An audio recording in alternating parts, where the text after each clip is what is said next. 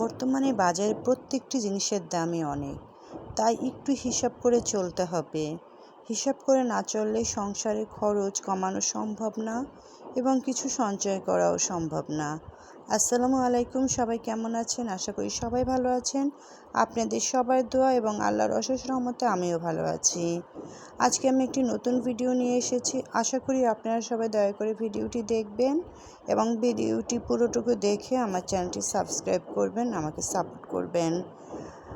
আজকে আমার হাজব্যান্ড সকালে বাজারে গিয়েছিল। বাজারে যেয়ে কতগুলো মাছ নিয়ে আসছে, একটা বোয়াল মাছ ও 2টা বড় শোল মাছ নিয়ে আসছে। যাই হোক, এখন এই মাছগুলো তো আমাকে মোটামুটি এই মাছগুলো দিয়ে আমাকে 10 দিন খেতে হবে। প্রায় 3000 টাকার মতো মাছ এনেছে। এখন এর জন্য আমি এই মাছগুলো সকালে সুন্দর মতো কেটে নিয়েছি। কেটে ধুয়ে সুন্দর করে দেখেন আমি মাছগুলো প্যাকিং করছি। এই যে আমি এই লাল ঝুরির মাছগুলো, বোয়াল মাছগুলো আমি একসাথে প্যাকিং করেছি। এখানে অনেকগুলো হয়েছে, দেখি আমরা কয়টা প্যাকেট হয়েছে। এখানে আমি 6টা প্যাকেট করতে চেয়েছিলাম, দেখি কয়টা প্যাকেট হয়েছে। 5টা প্যাকেট হয়েছে। যাই হোক, তাও 5 দিন খেতে পারবো। আর এদিকে যে শোল মাছগুলো আছে, এই শোল মাছগুলো আমি প্যাকেট করে নিব এবং এই শোল মাছগুলো আমি চিন্তা করছি আমি 4 দিন খাবো। এত টাকার মাছ একটু হিসাব করে না খেলে সংসারে টাকা বাঁচানো কোনোভাবেই সম্ভব না।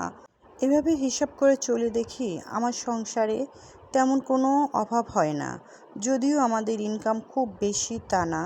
এভাবে হিসাব করে না চললে হয়তো আমাকে টাকার সমস্যায় পড়তে হতো, কিন্তু এভাবে হিসাব করে চলার কারণে আমি মোটামুটি সুন্দরভাবে সারাটা মাস পার করতে পারি। এই যে আমি মাছগুলো প্যাকেট করা প্রায় হয়ে গেছে। দেখেন, যদি হিসাব করে চলতে পারি তাহলে সংসারে কিছু টাকা জমানো সম্ভব হয়। আর এই যে দেখেন, এখানে আছে মাথা এবং চাপা, আমি আলাদা করে রেখে দিয়েছি। এগুলো সাথে 2 টুকরা মাছ রেখেছি, এগুলো আমার মেয়ের জন্য। যারা আমার ভিডিওটি দেখেছেন তাদের কাছে আমি অনেক অনেক কৃতজ্ঞ। তাদেরকে অসংখ্য ধন্যবাদ এবং আমার জন্য আপনারা দোয়া করবেন, আমি যেন সুন্দরভাবে সামনের দিকে এগিয়ে যেতে পারি। আমি যে আশা করে আপনাদের মাঝে এসেছি, আল্লাহ যেন এই আশা পূর্ণ করে। আর প্লিজ দয়া করে আমার চ্যানেলটি সাবস্ক্রাইব করবেন। আমি আপনাদের কাছে অনেক কৃতজ্ঞ থাকব। আল্লাহ হাফেজ।